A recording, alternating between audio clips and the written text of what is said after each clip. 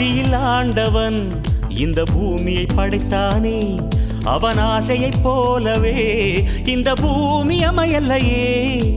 ஆண்டவன் ஆசையே இங்கு பொய்யாய் போய்விடில், மனிதனின் ஆசைகள் மெய்யாவது சாத்தியமா? நன்மை என்றும் தீமை என்றும் 4 பேர்கள் சொல்லுவது நம்முடைய பிழை இல்லையே. துன்பம் என்ற சிப்பிக்குள் தான் இன்பம் என்ற முத்து வரும், துணிந்த பின் பயம் இல்லையே. கண்ணீர் துளியில் வைரங்கள் செய்யும் கலைகள் கண்டு கொள். காலுக்கு செருப்பு எப்படி வந்தது, முள்ளுக்கு நன்றி சொல்.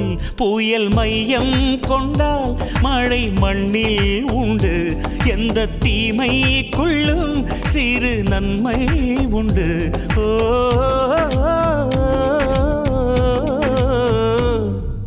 சந்தோஷம் சந்தோஷம் வாழ்க்கையின் பாதிபலம்.